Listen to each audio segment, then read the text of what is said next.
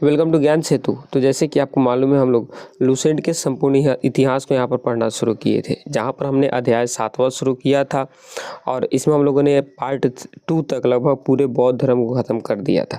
आज की ये लेक्चर पार्ट 3 है, जहाँ पर हम विगत वर्षों के प्रश्न पत्र को हल करने वाले हैं। टोटल लेक्चर की बात करते हैं तो 20वां नंबर की लेक्चर आज है। पिछले की अगर 19 लेक्चर आप लोगों ने नहीं देखी है तो जा करके आप देख लीजिए, यूट्यूब चैनल के प्ले लिस्ट में पूरी डाल दी गई है। ठीक, चलिए शुरू करते हैं। हाँ जी, तो हम आ चुके हैं अपने पहले क्वेश्चन की तरफ। पहला क्वेश्चन है, बौद्ध धर्म के प्रवर्तक गौतम बुद्ध का जन्म कब हुआ था? तो आप जानते हैं इनका जन्म हुआ था 563 BC में। ऑप्शन ए इसकी राइट आंसर होंगी। और इनकी मृत्यु कब हुई थी? तो 483 BC में, ध्यान में रखेंगे। तो right answer option A. Next question, Gautam Buddha के जन्म स्थान कहाँ है? तो कहाँ पर इनका जन्म हुआ था? तो आपको मालूम होगा, गौतम बुद्ध का जन्म लुम्बिनी कपिलवस्तु नेपाल में हुआ था। कहाँ पर? लुम्बिनी कपिलवस्तु नेपाल में इनका जन्म हुआ था 563 BC में। पहले ही बात कर ली हम लोग। नेक्स्ट क्वेश्चन, किसे एशिया का ज्योतिपुंज कहा जाता है? तो हमने वहाँ पर भी बात किया था कि किनको कहा जाता है, तो ये गौतम बुद्ध को कहा जाता है। किनको कहा जाता है? गौतम बुद्ध को। बी नंबर इसकी राइट आंसर होंगे। नेक्स्ट क्वेश्चन, बुद्ध के गृह त्याग का क्या प्रतीक है? तो वहाँ पर हमने प्रतीक के ऊपर भी बात किया था। ऑप्शन है कमल, सांड और आपको ऑप्शन दिखाते हैं घोड़ा, स्तूप। तो इसका राइट आंसर आप जानते हैं, थोड़ा इधर ही चलिए। बुद्ध के गृह त्याग को घोड़ा कहा गया था। क्या कहा गया था? घोड़ा, इसका प्रतीक दिखाया गया है। और आप जानते हैं गृह त्याग को ही क्या कहा गया था बौद्ध धर्म में? तो महाभिनिष कर्मण। क्या कहा गया था? महाभिनिष कर्मण। ये ध्यान में रखेंगे। नेक्स्ट क्वेश्चन, गौतम बुद्ध ने अपना प्रथम उपदेश कहाँ दिया था? तो आप जानते हैं, थोड़ी सी हमको बड़ा कर लेने दीजिए। हाँ जी, तो गौतम बुद्ध ने अपना प्रथम उपदेश कहाँ दिया था? तो आप जानते हैं गौतम बुद्ध ने अपना प्रथम उपदेश सारनाथ में दिया था। कहाँ पर दिया था? सारनाथ में। ऑप्शन सी इसकी राइट आंसर हो जाएंगी। नेक्स्ट क्वेश्चन, बुद्ध को ज्ञान की प्राप्ति किस वृक्ष के नीचे हुई थी? तो आप जानते हैं पीपल या फिर वट वृक्ष के नीचे, निरंजना नदी के तट पर। आप जानते हैं, ध्यान में रखेंगे। और तो right answer B. Next question, Buddha ने अपना उपदेश किस भाषा में दिया था? नेक्स्ट क्वेश्चन है, बुद्ध ने अपना उपदेश किस भाषा में दिया था? संस्कृत में, प्राकृत में, पाली में, अर्धमागधी में। तो हमने वहाँ पर भी बात किया था कि बुद्ध ने अपना सर्वाधिक उपदेश पाली भाषा में दिया था। किस भाषा में? पाली। तो ऑप्शन सी इसकी राइट आंसर होंगी। नेक्स्ट क्वेश्चन, गौतम बुद्ध के प्रथम गुरु कौन थे? तो आप जानते हैं अलार कलाम। इनसे इन्होंने सांख्य दर्शन की शिक्षा लिया था।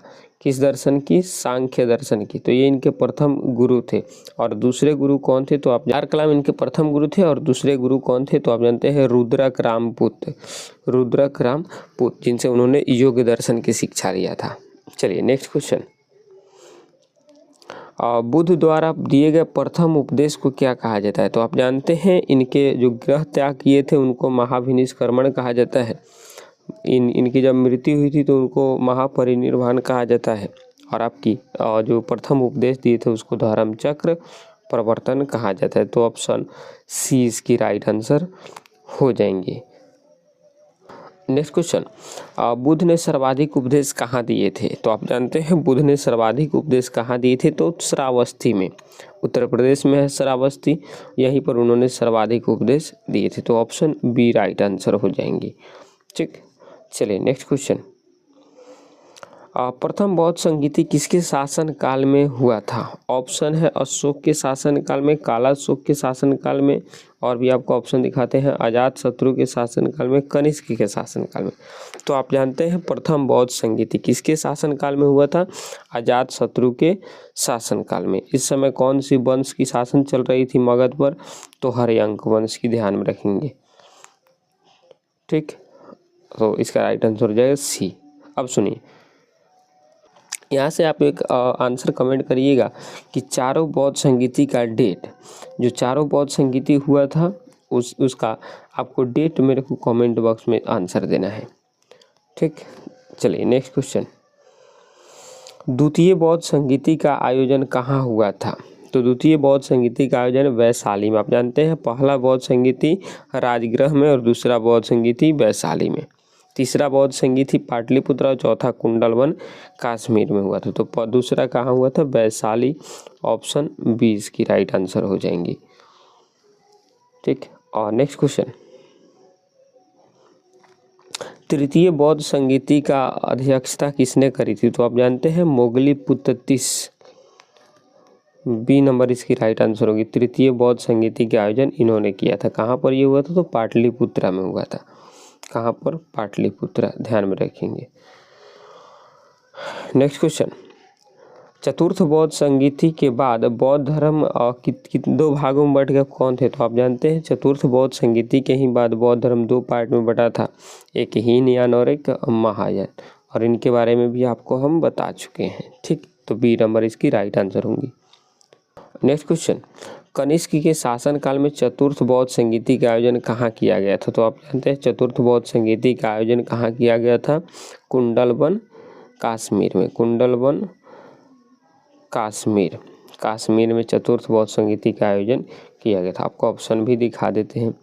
और एक मिनट, ये तो छोटा हो जा भाई।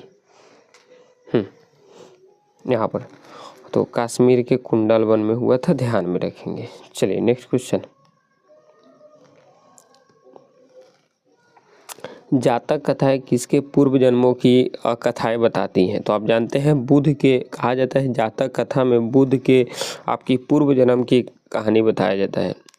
तो इसका राइट आंसर हो जाएगा ऑप्शन नंबर बी। हाँ जी, नेक्स्ट क्वेश्चन, त्रिपिटक किस धर्म का धर्म ग्रंथ है? तो आप जानते हैं त्रिपिटक बौद्ध धर्म का धर्म ग्रंथ है, और त्रिपिटक 3 होते हैं, याद रखेंगे आप। एक सूत पिटक, इसके बाद आपकी सेकेंड होती है विनय पिटक, और आपकी थर्ड होती है सूत पिटक, विनय पिटक, और थर्ड होती है अभिधम पिटक। तो ये आपकी 3 पिटक होती है, तीनों पिटक को आप ध्यान से रखेंगे। चलिए नेक्स्ट क्वेश्चन, बुद्ध की मृत्यु की घटना को बौद्ध धर्म में क्या कहा जाता है? तो आप जानते हैं बौद्ध धर्म में क्या कहा जाता है? इनको महापरिनिर्वाण। ऑप्शन बी इसकी राइट आंसर होंगी। नेक्स्ट क्वेश्चन, बौद्ध धर्म में त्रिरत्न शामिल नहीं, क्या क्वेश्चन पूछा है? बौद्ध धर्म के त्रिरत्न में क्या शामिल नहीं? अच्छा, त्रिरत्न में तो आप जानते हैं बुद्ध, धम्म और संघ, ये तीनों इनके त्रिरत्न हैं, परंतु अहिंसा इनका त्रिरत्न नहीं है। तो इसका राइट आंसर होगा क्या? Option D.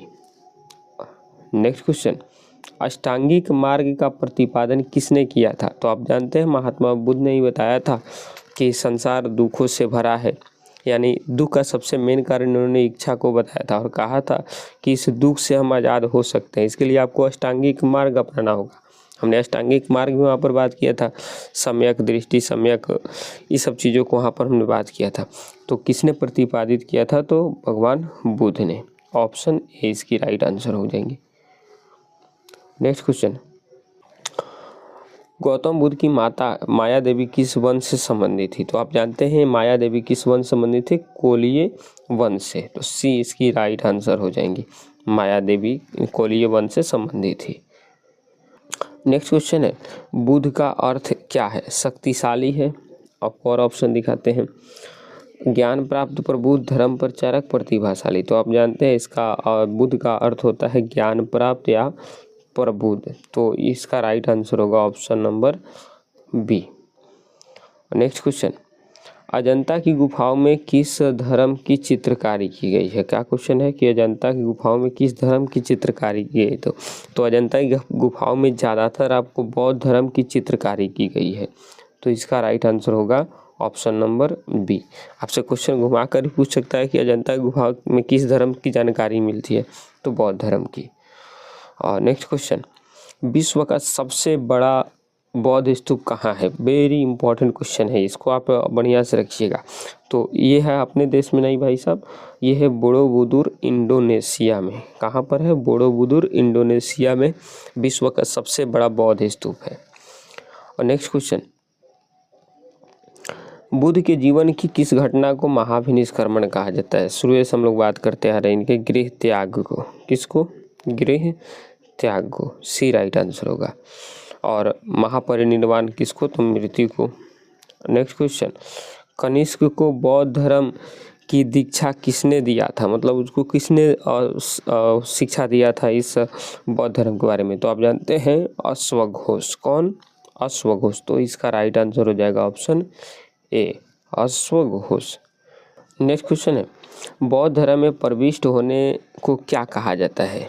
तो ये जब उसमें चल जाते हैं तो वो लोग कहलाते हैं उपसंपदा। क्या कहलाते हैं? उपसंपदा। और ये निर्वाण का मतलब होता है मृत्यु, और महापरिनिर्वाण बौद्ध महात्मा बुद्ध के आपकी मृत्यु को कहा जाता है। और संथारा, ये संलेखना और संथारा विधि आपको बताए थे, ये मृत्यु है जिसमें भूखे प्यासे शरीर को तड़पा करके मार देना होता है ये। और नेक्स्ट क्वेश्चन, बुद्ध की मृत्यु किस वर्ष हुई थी? शुरू में भी हम लोग बात किए हैं, बुद्ध की मृत्यु हुई थी 483 BC में। कहाँ? 483 BC में। आपको कमेंट करके बताना है कि इनकी मृत्यु कहाँ पर हुई थी, इनकी मृत्यु कहाँ पर हुई थी, ये आपको कमेंट करके आंसर बताना है। नेक्स्ट क्वेश्चन, शून्यवाद के प्रवर्तक कौन थे जिनको भारत का आइंस्टीन कहा जाता है? तो कौन थे, इसका आंसर बताएंगे हम। तो आप जानते हैं शून्यवाद के प्रवर्तक, एक मिनट, हाँ ठीक है, शून्यवाद के प्रवर्तक कौन थे? नागार्जुन। कौन थे? जिन्हें भारत का क्या कहा जाता है? आइंस्टीन कहा जाता है, ध्यान में रखेंगे। तो ऑप्शन बी राइट आंसर होगा। और नेक्स्ट क्वेश्चन, और आज की ये लास्ट क्वेश्चन है, एक मिनट, ठीक है, चलिए। क्वेश्चन है, बुद्ध के जन्म और मृत्यु की तिथि को किस चीनी परंपरा के आधार पर निश्चित किया गया था? तो चीनी आपको एक अभिलेख बताए थे, कैंटोन अभिलेख, उन्हीं के आधार पर बताया गया था कि महात्मा बुद्ध की मृत्यु, महात्मा बुद्ध का जन्म 563 BC में और इनका जन्म 483 BC में हुआ था। ठीक, तो ये कैंटोन अभिलेख से। तो यहाँ पर आपकी जो प्रीवियस ईयर की पूरी क्वेश्चन थी वो हो गई कंप्लीट। ये हमारा 7वां चैप्टर हम लोगों ने पूरी तरह से कंप्लीट कर लिया। अब हम कल शुरू करेंगे चैप्टर 8, जहाँ पर शैव धर्म को हम लोग पढ़ेंगे। कौन सा? तो शैव धर्म को। तो मिलते हैं नेक्स्ट वीडियो में। यदि आप किसी भी कॉम्पिटिटिव एग्जाम्स की तैयारी कर रहे हैं, चाहे SSC हो, रेलवे हो या फिर अदर कॉम्पिटिटिव एग्जाम्स के लिए, तो ये आपके लिए बड़ा हेल्पफुल है। तो मिलते हैं नेक्स्ट वीडियो में, तब तक के लिए जय हिंद, जय भारत।